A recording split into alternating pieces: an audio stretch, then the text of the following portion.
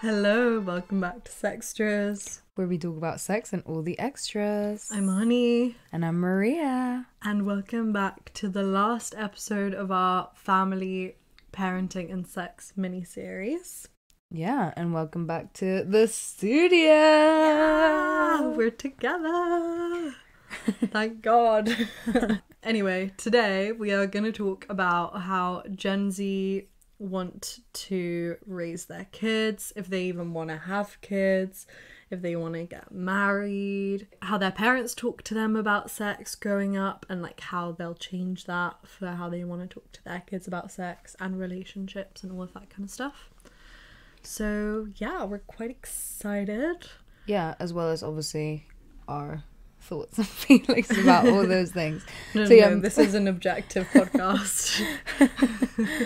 So yeah, I don't know, maybe we can get a little bit into that, start off with that sort of like how our parents raised us and like the sort of messaging we heard about sex and how that evolved growing up. So, Honey, tell us, what were the conversations around sex at your house? What was going on? Well, I feel like we have done like a whole episode on this before, so we can like also direct people there. We did one called like Our Sexual Genesis, and I feel like we've done other ones too, so you guys can just go listen to all of them. Yeah. But in my house, it was just me and my mom. Like, she's a single parent. She raised me pretty much by herself, except my grandparents like played a massive part, so they're like basically my other parents in a way. And my mom was like always very open about sex and like sexuality and stuff, and she would always be like, oh, if you want to be gay, like if you want to date men, if you want to date women, like that's fine. And I remember we did have like the talk when I was 8. I remember it was on Wood Lane in Shepherd's Bush when I was walking to school, and she was like, there's this thing like called sex, and I don't think she even said anything about like men and women or like people loving each other or whatever. She just kind of told me what it was, but it was like penis and vagina related, which to be fair is like, as far as I know, all that she knows, so that's fair enough. And then yeah, like we've always had like quite an open conversation about sex, but I didn't really like tell her the first time I had sex. I just kind of like decided not to, but she asked me like not that long after, like, who have you slept with? And I was like, oh, like guess, and she guessed all of them right. So yeah. They know. But then like what about like when you were actually starting to have sex and all of those kinds of things, like where were you getting all your info from, like the intel, like how did you kind of like cultivate your attitudes towards sex? Yeah, I mean, I feel like I didn't kiss someone until I was like 15, and I remember being like, oh my god, is this like really late? Is this really early? And I feel like I didn't really know anything about like, well no, I did know like the basics of consent, but I feel like most of my information was just like from my friends and like a little bit of sex ed that we had at school, which was mainly about like STIs and drugs and stuff. Yeah, so I don't really know where I got my information. I guess it was mainly from you guys. And I just remember it being like very open amongst us, but also like that, I don't know if you would agree, but I feel like there was a little element of like competition kind of vibe and like not really knowing what the right amount of sex to be having was, or like how to even really go about it and stuff. So yeah. And then now I feel like I've done a lot of like unlearning, which obviously is documented through the podcast, and I've kind of always thought that I wanna, well, obviously aside from my whole like lesbian mystery, I always thought that like I wanted to have a kid, but not necessarily to like raise it with someone like a partner, because I just don't see myself ending up with someone like for the rest of my life, low-key. I don't know, like it could happen. I'm not closed off to it, but it's not like something I'm seeking out. So yeah, and I do want to have kids, but I'll get into it later. But I feel like I have a kind of weird like shame around wanting kids, because like I know that like when I picture my future, like I know I want to have kids, but I also think that there's like some feminist stuff, and then also like climate change guilt. Like I just don't know how I feel about that. So yeah, there's that. But I feel like I'm very like informed now, but I wasn't when I was younger. I feel like that's very vague, but what about you? What, like how I was raised and stuff? Yeah, like what were the conversations around sex?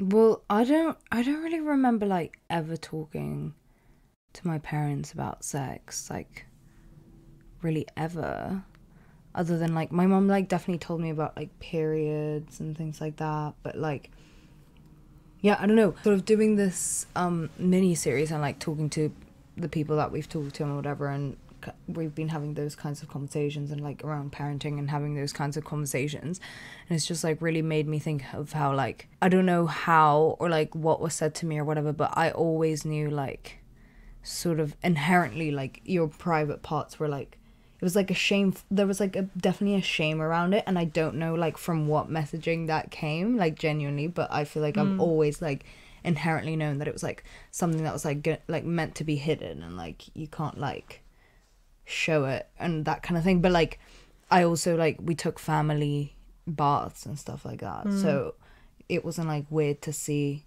my brothers naked or them to see me naked or anything like that. But then I don't know at what age like suddenly like there was like quite a divide, and it was like, oh, you like can't see your brothers naked and they can't see you naked, and or I don't know if that was told to me or that was just like my own attitude. I genuinely don't remember, but like these are kind of the things that have been like popping up or whatever, I don't know. Yeah. And then I don't know when I knew like, well, I got the sex ed talk like when I was like 9, like at school. We were told like what it was from a very like the egg and the sperm kind of sitch, and I remember there was a drawing of like a man and a woman like naked hugging, and so I just thought it was like that, it was like a naked hug, or like you get into bed naked, and like that was that.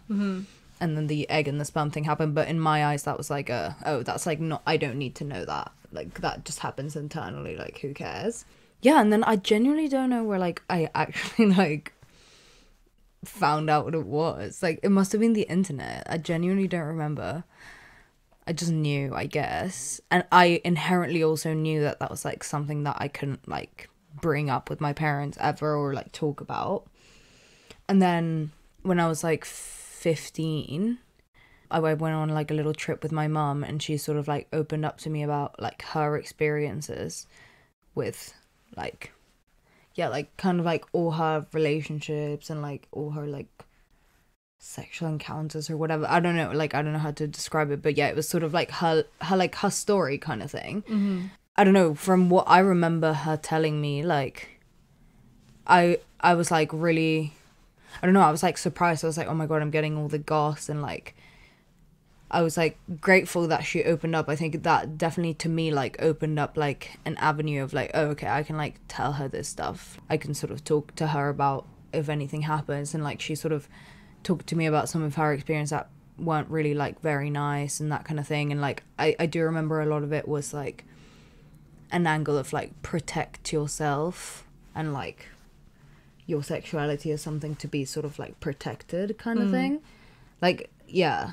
But I remember sort of at that time I'd kind of already broken away from those ideas. I feel like I already kind of, well, I don't know, because also I'd never like even kissed anyone. Like when we were having these conversations. So I was like, oh yeah, like gotta, yeah, I guess. Yeah, I don't know. I really like wish I like wrote about how I felt about it, because I don't know, because I obviously hadn't even kissed someone at that point. So kind of hearing like a lot of her experiences were a little bit like scary or whatever and that kind of thing. I don't know if that like affected me. I have no idea, but it did at least like make me feel like, okay, like yeah, I can sort of, this is something that I can talk to her about. And then I mean, I didn't tell her when like I got a girlfriend or whatever, because I wasn't out, and because not that I thought my parents were homophobic, but I understood that they came from a different place than like the stuff that we like understood in the way that we saw the world. So I was like, I know that there will be like, they won't understand and like they'll be a bit weird about it. Like I knew that, but I never thought like they won't accept me or anything like that. That was like never a fear. But they would never be like openly like, oh, it's fine if you like a girl, if not, like that was not spoken about at all. Yeah. Like, or even mentioned. Like the only thing, like it was only badly mentioned, like with my grandma and stuff, but my parents never really said anything. Not that I've ever heard them say anything, because my dad's best friend's also gay, so like I knew that they weren't like homophobic people or whatever. But yeah, so that wasn't a worry, but I knew that they wouldn't understand, so I didn't want to say anything. And then yeah, my mum like knew, so from then on, like I didn't really share anything when I was like with my girlfriend, because like, yeah, again, for the reasons I already said, I didn't like, even though I did feel like it was kind of like an open thing with my mum that I could talk to her about those things, I didn't think I could talk to her about those things with a girl. Like I did not think she would understand. So then, to be fair, like when I like first had sex with a boy, I did tell my mum, like not straight away, but like pretty soon after. Like it was a few weeks after, I'm pretty sure, or like even a few days, I don't even remember. Yeah. But I kind of inherently felt like I could tell her, I don't know. But not that we could like chat shit and like, you know, whatever. It wasn't like that. It was just more like share, like. But I feel like I've always had quite an open relationship with my parents, like way more than my siblings, for instance. Like I don't think we would all share, like funnily enough, even though we grew up with the same parents and in the same household, I don't really think we had the same kind of experience in that sense, because I feel like I was always a lot more open and honest with my parents than any of my other siblings ever were. So I don't know if like that's like a good thing or a bad thing necessarily, but I guess for me, like it was good, because I obviously like felt the need and the want to open up to them, otherwise I wouldn't, you know. But I don't know, I'm not saying that they have to if they don't want. I don't know, there's like a lot of nuances, I feel like, in my sex ed and like the attitudes and things that I feel like have come up like later in life, and like the way that I see the world, and maybe in like the way that I would want to raise my children. But yeah, I mean, I feel like I've always known I wanted to be a mom, except when I like did kind of yeah, no, I didn't want to be a mom for a bit. I was like, and like I didn't want to get married, but that was in like my like most feminist phase of my life, you know, when I feel like that's when I discovered like feminism and like I like understood that like my whole life had been like a scam or like something, you know. You're trained to be a mother and then you have to like figure out if you actually want to be a mother, kind of thing. Yeah, because I mean also the culture in Mexico, I feel like I just don't know what I've said and not said on the podcast anymore, so I'm so sorry if I'm just like repeating stuff that I've already said a million times. Yeah, but same. Yeah, also I feel like the culture in Mexico, at least when I was growing up, this is what I felt like.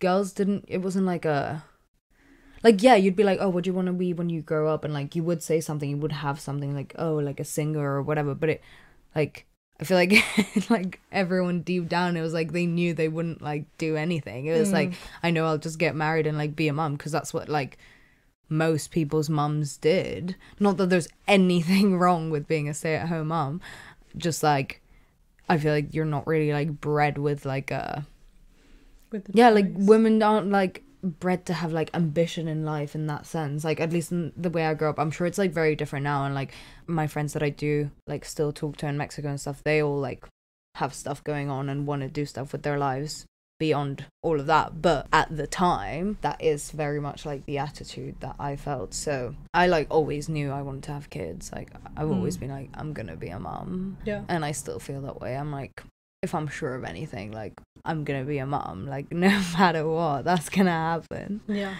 But yeah, I don't know, I feel like my outlook on life is very much like, I don't have like a lot of like career ambition or anything. Like I don't really care.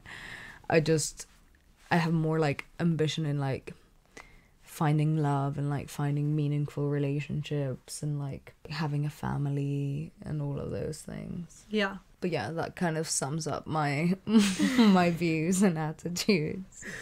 Yeah, I was gonna say as well, like I feel like because I'm like the investment of the family, low-key, my whole life, like, it's kind of like opposites to you. Like, I feel like my whole life has been like, okay, like, be ambitious, be all these things, blah blah blah. So then me and my mum will always joke, like, to my granddad when he's like pressuring me about jobs and stuff, like, oh, but grandma was pregnant, like, grandma had a kid at my age, like, should I just get pregnant and have a kid? And he's kind of like, oh, well, like, do whatever you want, but like, blah, blah, blah, like, and so yeah, I don't know, I feel like I have maybe, like, yeah, in my feminist awakening or whatever, was like, oh, okay, well, like, I shouldn't, like, want to have kids or whatever, or not that I shouldn't, just like, oh, I don't want to because it's like the feminist thing to do.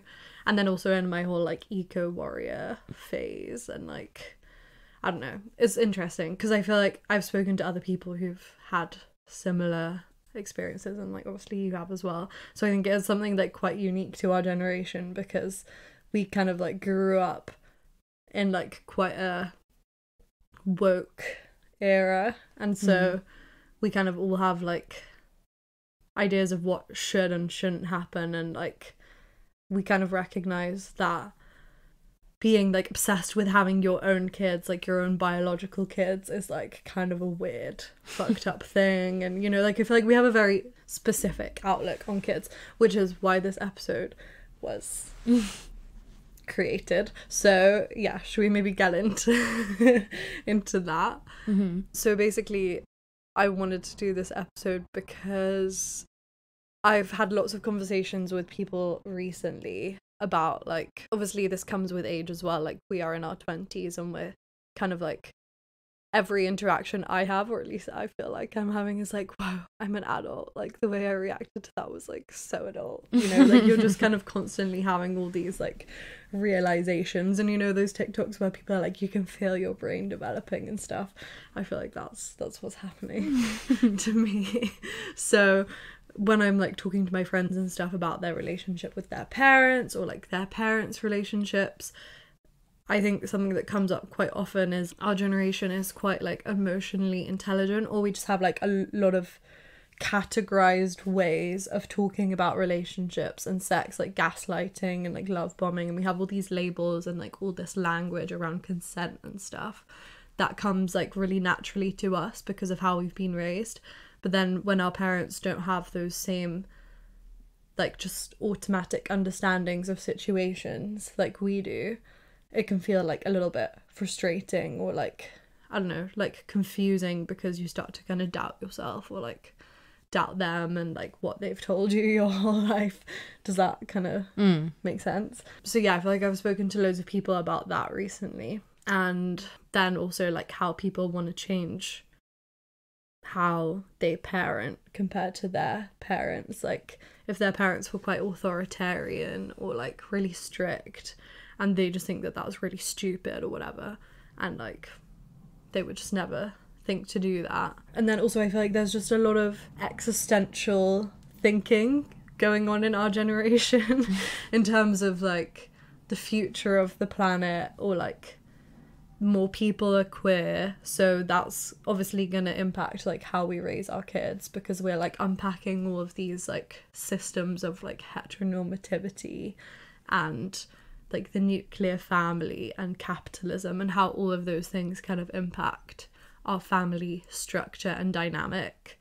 And I want to talk about this. So when we went to Paris to visit Maria for her birthday, we were talking about like, I feel like we always talk about who's gonna have a kid first. Like that always comes up somehow. Yeah, who's gonna be the first one to have a kid. And I was saying like, I really want to have a baby, but like a communal baby. Like I want to give birth and like have it raised by like all my friends, and like see how that impacts it. And I was like, yeah, just like live in a little commune with all my friends, and we can all raise this baby and it will be part of all of us. And everyone was like, honey, that's so fucking stupid. Like, what are you talking about? And like was shitting on my idea, because they were like, you need to like a kid needs like a mother and a father figure, which I was like, what the fuck, guys? Like, what are you talking about? That makes no sense. Even Will said that, like our gay friend, and I was like, what? Yeah, I mean, I agree that I feel like everyone needs like like feminine and male energy in their life, and like male and female role models, but it doesn't have to be like a mum and a dad. It can be like an uncle or your granddad or like a friend of your mum's or like a friend of your dad's. Do you know what I mean? Yeah. Well, that's kind of what I was saying, but everyone was like shitting on me. Yeah, I feel like it was just I kind of think that the same thing was kind of being said, at least by Will. Like, I don't know. I don't fully remember what everyone said. I don't want to put words in anyone's mouths, but like, I kind of think the same thing was kind of being said. Is just that like they weren't happy with the radicalized like way. I think that's my outlook on the whole situation. Oh god, I don't want to say anything else. Yeah. No. But again, I just thought that was kind of interesting because, like, even though we do have all of this, like, progression and, like, existential thinking, I do think, and, like, I think this comes across in, like, our little survey that we did, that people still, like, there are foundational things that people are still kind of, like, clinging on to, and, like, whether they want to have a kid with a partner or, like, have a kid by themselves. You'll see when we get into the survey what the answer is and stuff. But I don't know, I just thought that was interesting because from my perspective, I'll stop rambling in a second, but from my perspective I feel like our generation like is less set on like getting married for the sake of getting married. Like I feel like we've done quite a lot of work of like, okay, this shouldn't be something that we're like striving towards, and we're so in the era of like being silly girlies and like all my friends are like the most important thing to me, blah blah blah, so that like almost to be like, oh well, I want to get married or like I want to be in a relationship and that's like my priority in life is kind of like taboo a little bit. Yeah. So yeah, I think there's like guilt to do with that, and there's people on TikTok who have like very severe opinions of marriage, like, oh well, I only get married to a guy if like he's rich, which like low-key slay, I think. But yeah, it's still quite split, I think. Oh yeah, and I also think like the expectations of like what you want from a partner and like someone to raise your kids with are very different. Like we talk a lot about like weaponized incompetence, and like I feel like even amongst our friends with their partners, if they're like not pulling their weight with like household labor and that kind of thing, like what like that's not deemed acceptable, whereas in previous generations I feel like it's just kind of the standard, and like you might complain about it but it wasn't like significantly challenged. Yeah, no, I do agree with that. I do feel like what you said earlier about how like it's almost like if you do really like prioritize your relationship and like marriage and all those things, at least I feel like in like the circles we run with, it's like that's like frowned upon rather than like you know, it's like almost like a bit shameful. It's like, girl, like what else you got going on kind of thing. Yeah, you know. So I do feel like, I mean, that is like both a good thing and a bad thing. I don't know, my opinion on stuff is like, it's like just interesting how I feel like the view on sort of like what's possible and like what's like acceptable and what's like good is sort of like definitely widening, and stuff is like being called out, and as well as other options as to like what a family and like what parenting and what like a partnership and all those things looks like can be like very different, and it kind of just depends on like what works for you. And I feel like, yeah, it is just like, that's kind of the way I look at things. It's like a take it or leave it thing. It's like, yeah, just do whatever feels right for you. I don't really care, like just do you. So we asked people some questions about parenting styles, if they even want to have kids, who they want to have kids with, how they think their like outlook on sex has changed from their grandparents or like their parents' perspective. And yeah, we got loads of really good answers, so we're gonna go through them and like probably discuss them a little bit. Yeah, thanks for anyone that took part in the survey, guys. Yeah. Love it. Thank you so much. I was so excited to do a little survey. Okay, so the first question we asked was, how did your parents talk to you about sex growing up? And I feel like the general consensus was like, they didn't. Yeah. A lot of like, they didn't, not at all, like, or like very limited conversations, sort of sticking to the kind of bare minimum. Or I feel like there was a lot of like mums or like dads pulling aside and sort of like insinuating to something, but not like maybe being so direct about it. Yeah, someone said like it wasn't something we talked about as a family ever, even now as an adult who hasn't had a boyfriend but is sexually active. It's something I feel I have to hide and do not share details with my family. Yeah, I mean, it's so weird for me because like I know that my mum knows about my sex life. Like I know that because I know she listens to the podcast, and even though it's not that every single episode I'm like sharing like what I've been up to like in the past week or anything like that, is just like I still like know that she knows that like when my boyfriend comes, like we're gonna have sex. Like, do you know what I mean? Like those kinds of things. Yet I'm like literally mortified at the thought of like anyone in my family hearing me have sex. But yeah, but I feel like that's also just a natural thing. Like, I know, but it's like I don't know, and it's like so unspoken. Obviously, like I don't know. I would never directly speak about it with my mum or my dad. Yeah. But yeah, I don't know, it's so weird. Whereas my mum's like, oh, you haven't had sex still? Like, what's going on? Go on some dates, please. Someone said, not much, but it wasn't a secret. They told me about it probably age 7 or 8, as I asked persistently around that time. It was my mum and auntie specifically. My dad never spoke to me about things like this, as I assume he may think it's inappropriate, as I'm his daughter. They got a children's learning book about sex from my older siblings' books and tried that. However, I could tell that they weren't telling me the whole story, so they explained it literally in terms of genitals. I said it would be painful, and they explained the relationship side. It's something that people do when they are grown up and in love, etc. And it's not a painful thing. That kind of vibe. Now, in my early 20s, I'm extremely open with my mother about my whole romantic and relationship personal life, and I think that's because she's never shamed me for sexuality, but instead focused on health and happiness whilst doing it. Cool. Yeah, I endorse that kind of message. Okay, yeah, and then the next one is, it was fairly chill, and I think it came from having an older sister. When I was about 8 and I asked them what a blowjob was because I heard about it from someone older in school, they were like, oh, I guess we should explain it. They got me these Robbie H. Harris books, which to be fair is pretty good as a basic sex, puberty, conception, etc. Later, when I was about 13 with a girlfriend, my dad pulled me and explained again about contraception and consent, but more face-to-face than just a book. I was always a smart kid, so they just figured that would be fine and that I could always ask questions. Sounds like a pretty nice experience. Mm-hmm. Someone said, my parents did not talk about sex positively.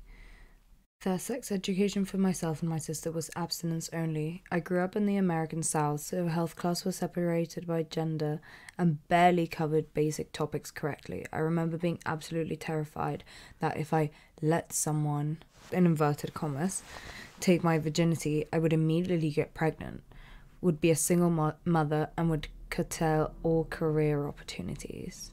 Sounds like such a good time. Yeah, I feel like that like happens a lot as well. Like, not that was my experience. Like, it wasn't like abstinence only, but it was like this sort of like fear mongering that kind of happens. Like, yeah, it just makes you sort of afraid to even like want to explore that or anything. Yeah, this is like also in our last episode, obviously with Dr. Tina. Like, I feel like it needs to be a balance between the parents and the school. Like, obviously, it's so important for parents to, like, teach their kids as much as they can, but so many parents aren't going to do that, and so that's why the school needs to, like, pick up the slack. Like, I don't really get why it should be one or the other, or, like, I don't know.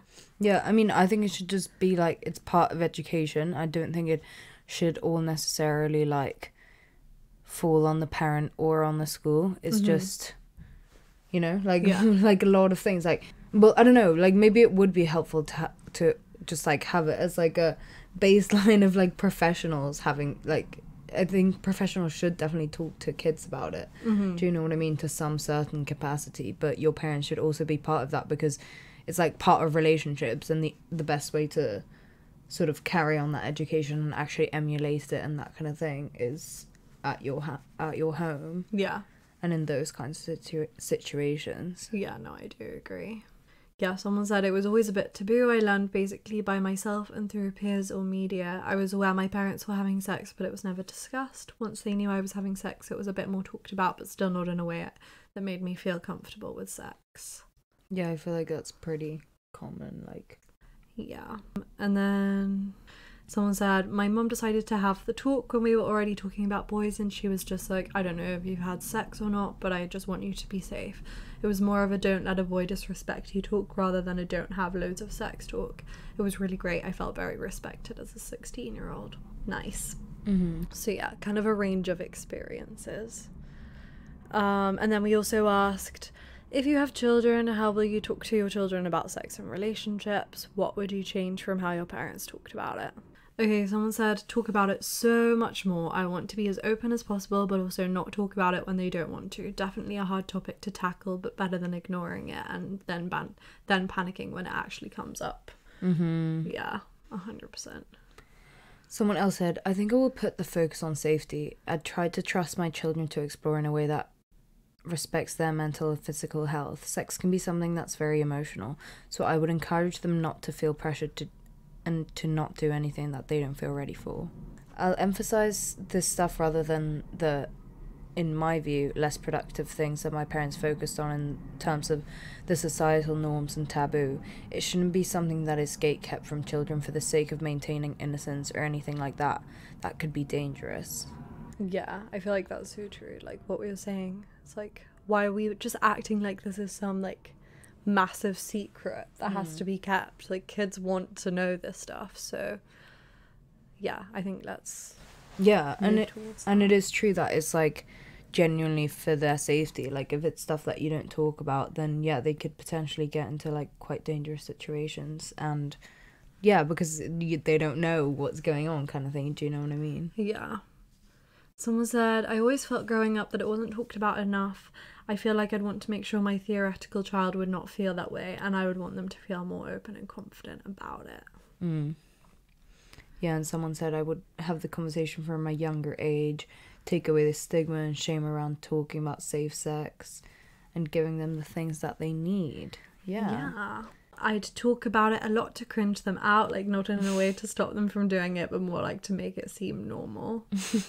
Yeah, I feel like that's what Dr. Tina was saying. Like, even though your kids might feel like so embarrassed at the time, they'll always look back and be like, oh, I'm so grateful that they did that. You know what I mean? Yeah, true. And someone said, I do not plan to have kids, but I would like to be an open door for godchildren asking questions.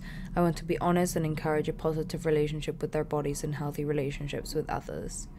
And I feel like that's like really important as well, because like, I mean, there's plenty of people that don't necessarily want to have kids, but those kids will have people in that, like, you know, other people in their lives, and sometimes like it is that you don't necessarily like want to tell your parents about it, but then you might have like a nice, like a cool aunt or like your cool like godmother or something like that you like then can dish about, and it's just like having someone to talk about it. I also agree, like it does not have to be your parents, but like I feel like it's good to have like an adult you can trust, or like someone that can give you some sort of guidance. Yeah, 100%.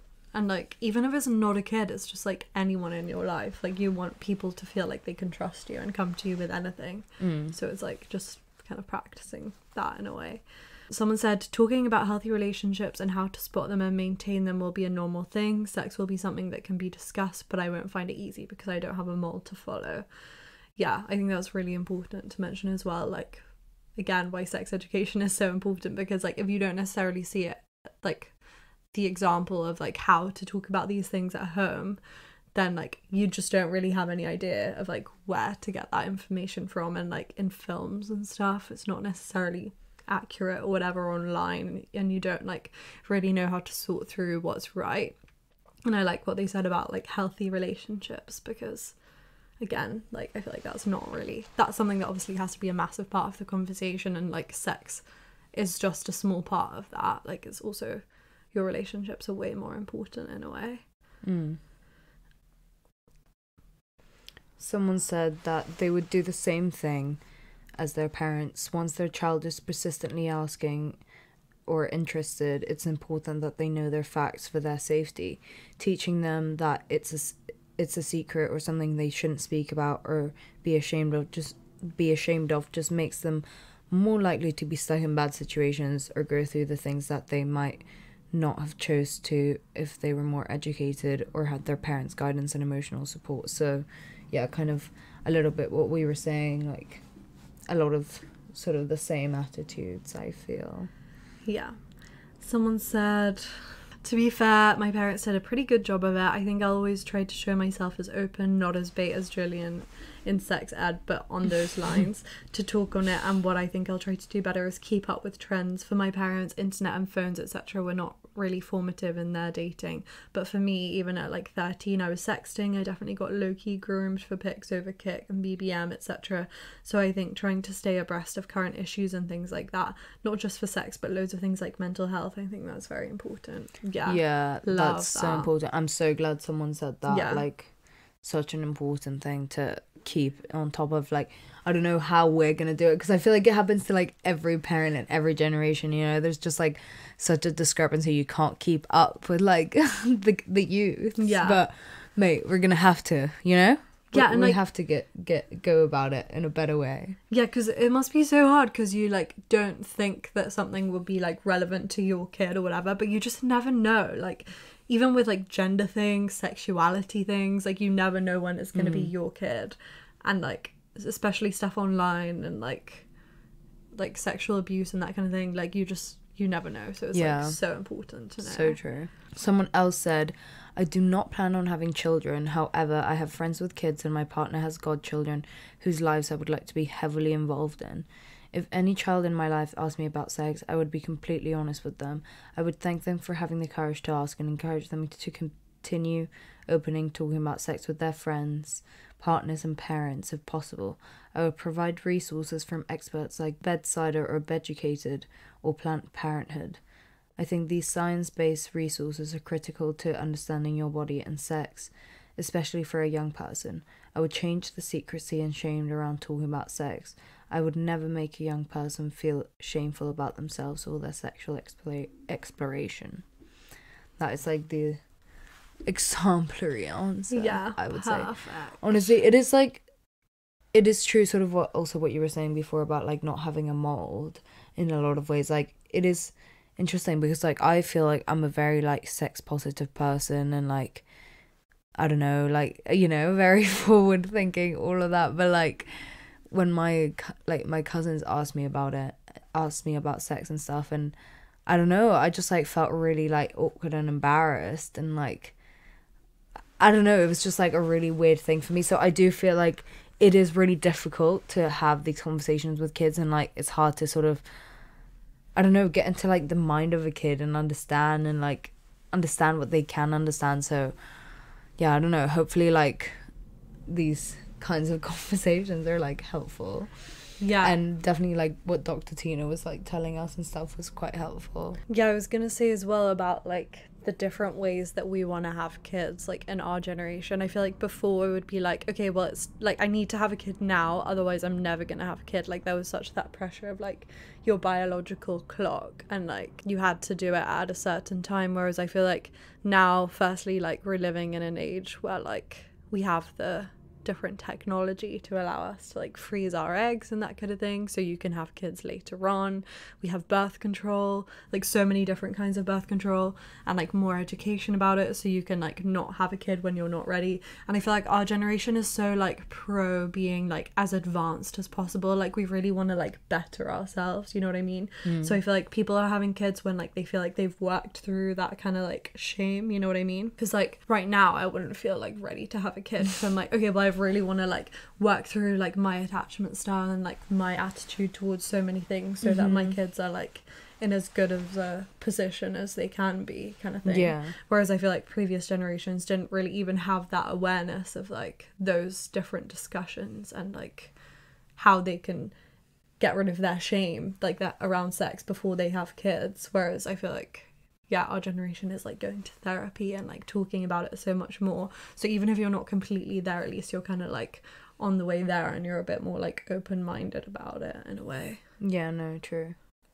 Someone said, I think I'll keep it very similar, an open age appropriate conversation about sex. The two things I would change though is giving an honest answer when they ask me about new words they had related to sex, and to decrease the amount of importance my mum gave to protecting me from unwanted advances or sexual harassment or rape, as it accidentally made me feel very scared of men and sex. Yeah. Someone else said, I will always be open with my children. I will use anatomical descriptions and ensure they know how to be safe and comfortable with their own bodies. Although I don't blame my parents, I feel the lack of open conversation surrounding sex and my body led to a lot of my personal insecurities and issues, in that feeling my sexuality was shameful and I wasn't allowed to talk about it. This is something I would like to avoid with my children. The human body is beautiful and incredible, and everyone should feel that about themselves. Yeah, that's so true. Yeah, but I feel like the main themes are like talking about it when it comes up, like making sure they feel comfortable to come to you, like making sure they know all of the right like language and like how to talk about consent and all of those different kinds of things, which is like, yeah, love that for us. Yeah, being more open about like pleasure, that kind of stuff. Yeah. And then we asked people like ideally how they'd want to raise their children, and again like everyone kind of said with a partner ideally, which honestly fair enough. Like I feel like that's like part of just like what we're ingrained to think. Yeah, pretty much everyone, but let's read some of like the longer ones. Someone said, although I do not want children, I think the best scenario for raising them is with parents who equally share the emotional load of raising them. Far too often do I see one parent, usually mothers, taking on all of the work surrounding the child, while the father gets to continue on with their career like normal. I think it matters for both parents to be equally involved. Additionally, I feel as though kids that come from parents who have hobbies unrelated to their kids are much more balanced. If your mum plays tennis competitively, kids see that and greatly admire when they see a parent doing something that makes them a whole person, not just a parent. Raising children with skills like cooking or gardening is also greatly important to having a well-rounded child with critical thinking skills. I love that. Yeah, and someone else said, I don't really want kids, but I would like to raise them with someone else. I think on our own is a lot of pressure. I'm not averse to a more communal raising, and I love the idea of the kid group learning. I want to teach more skills as well as normal school learning. I was born in London and I never really got that sort of skill set of stuff like more life skills or just random knowledge. I also think on that communal line, NCT groups are such lifelines, especially for a kid when you're all working it out. But I don't like the reliance on a group because kids will develop at their own paces, but I never want to be trying to keep up or force it if they're not ready. Yeah. Yeah, so That's so so a bit of like homeschooling vibes, you know. Yeah. A more diverse education. I like those, you know, like bringing in ideas of having like not just about sex education, but just like even a more wealth of education and knowledge than what may be available in school. Yeah. Someone said, with a life partner like my parents did from young to old, if I can be so lucky. My parents met in their early 20s and stayed together happily until now. I ideally want the same, to meet someone and settle into family life soon. I always felt pretty happy and secure as a young child, and I think seeing my mum and dad every day and having a completely happy and stable home and getting to see the perfect model of a healthy, equal, loving relationship and the normal ups and downs that came with that to base my relationships off now is such a privilege I hope to pass on. I love that. I definitely want to raise a child with a partner. There's something undeniably chic about having gay dads. Also, I think raising a child alone would be effort, and I doubt they'd let a single dad adopt. Yeah, that's true. Yeah. I mean, gay dads are pretty chic. Yeah. So.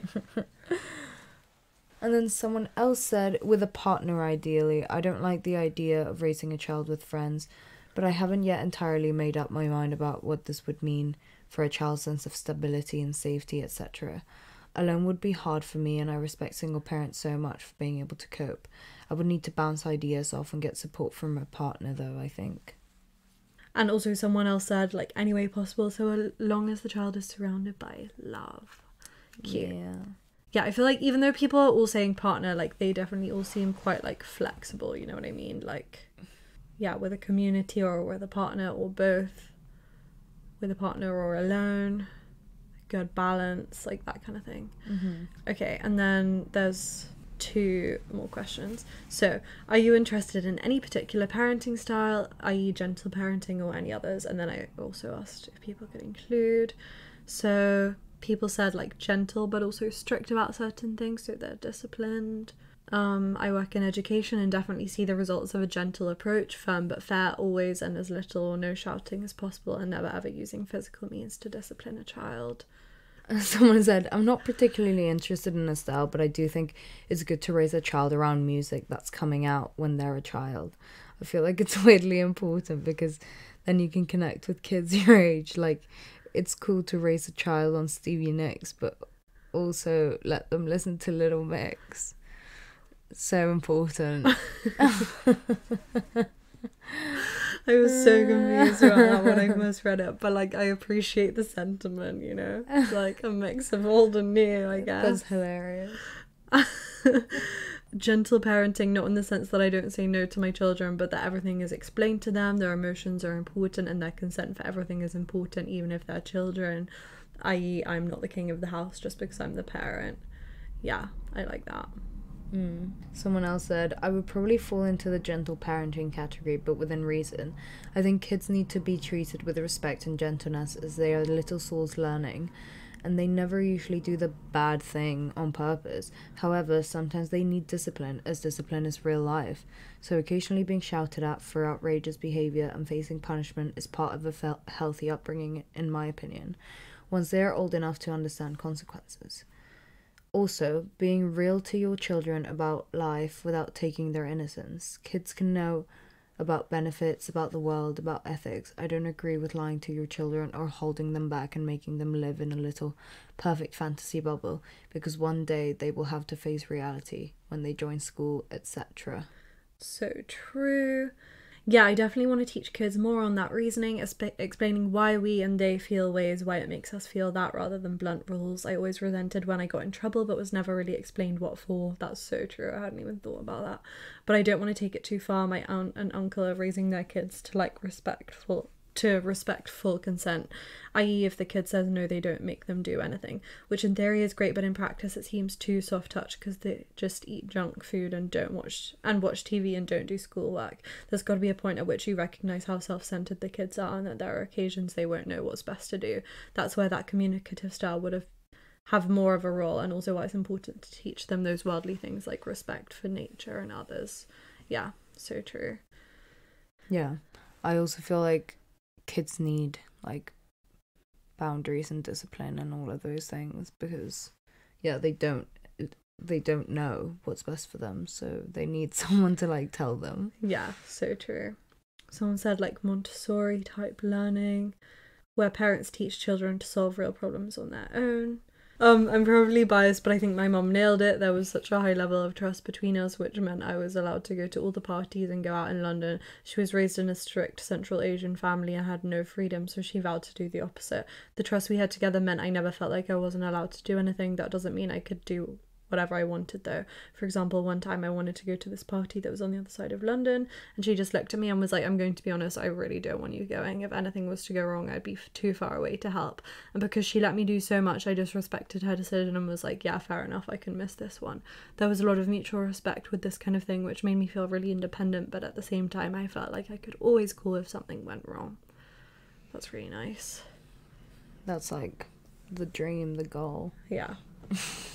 And then someone said, all children are different and need different parenting styles. I don't think there is one way to parent a child. My youngest has ADHD and my other two are not. She obviously needed a different style to her siblings. I don't think reading a book will teach someone how to be a parent. At the end of the day, you have to do what is right for you and your child. So true. Okay, and then we also ask, just to end it, do you notice any differences in how you and your parents or grandparents think about sex and relationships now? What are they? Someone said, I'm way more open with my mum about sex and relationships. I'm open with my dad about relationships, but not in the same way. Definitely much easier when you don't live at home. It's less awkward. Defo, I see that. Someone said, I feel like there's such a difference with each generation. Like, my grandparents saw it as a duty that they never spoke about. My parents spoke about it more, but usually through jokes. Like, then they are not against talking about it. I just think we would all die from cringe. And then I feel like it's such a normal thing for our generation to talk about. Like, people generally aren't offended by it. And I notice a lot more people getting bored by sex jokes. Someone else said, yes, my grandmothers were both one men, women.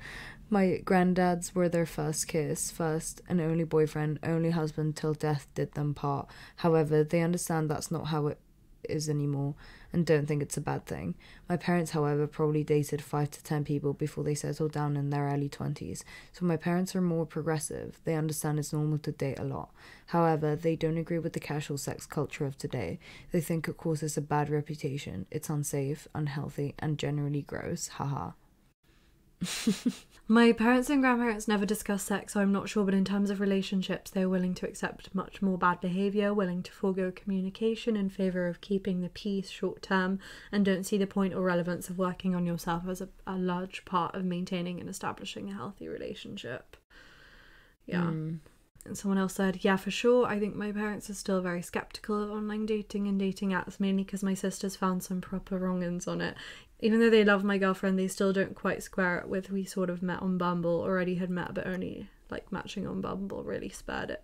For grandparents, I think the turnover of dating, there was a run where I was seeing like 4 to 5 people in a short time, none that serious, but to them it's like even seeing someone like that was pretty serious. They both only dated 3 times before meeting at uni and then marrying, so I think they were very surprised how much more permissive, don't know if that's a word, but like, yeah, it's not that deep. We were only seeing each other for like 4 months. In terms of sex, not spoke to many about the logistics, but would assume the breadth of kinky or not conventional is much more, like even just more positions. This does not extend, however, to my granddad, who was a hippie and was at Woodstock because he was a dog, but just generally I feel that sort of social acceptance of more explorative sex is newer than their time. Someone else said, yeah, I think my grandparents and parents almost think of sex as utilitarian. Their relationship appears to be based on raising kids, not out of love or appreciation.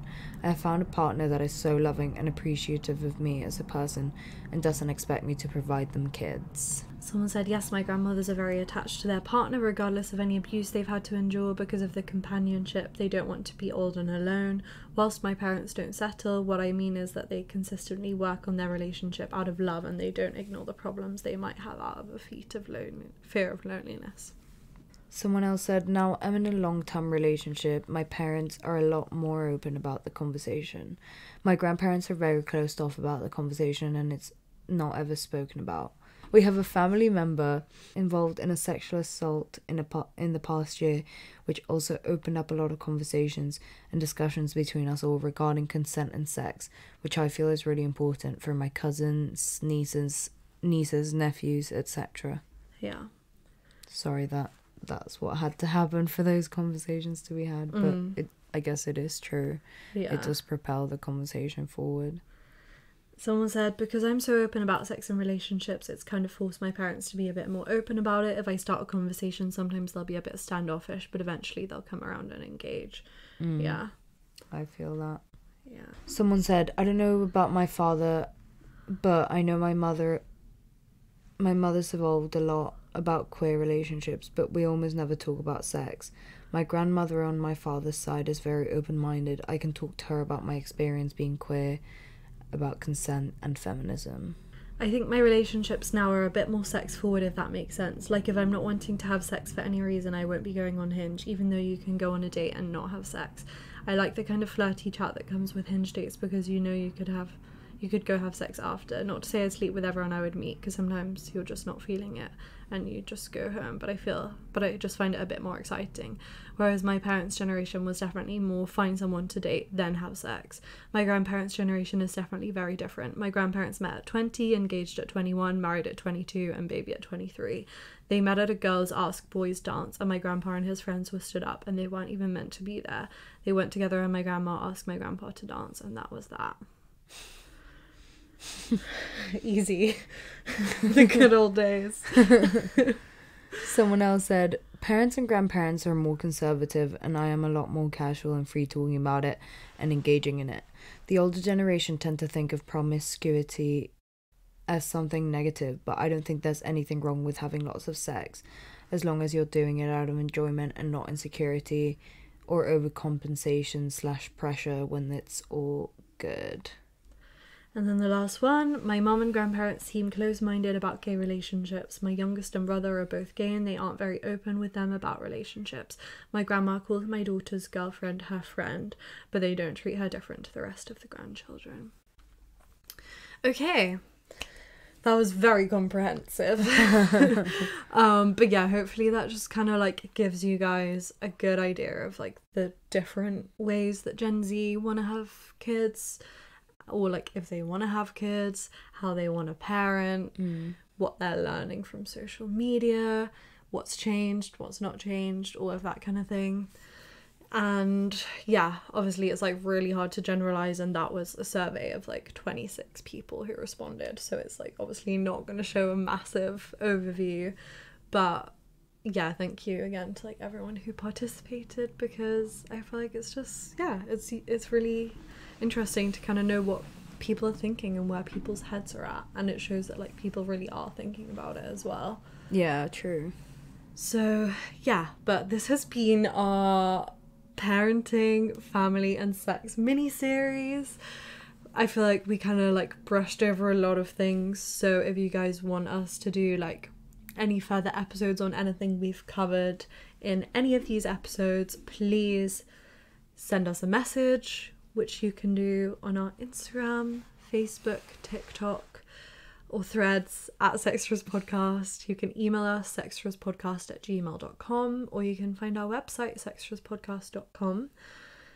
And please leave us a review, because we work so hard, and it would be really helpful if you've enjoyed, and like if you find anything we talk about useful or insightful or any of those things. And do you have anything else to add? No, I guess not. Okay. I guess we'll see you in the next mini-series, guys. Yeah, see you soon. Bye.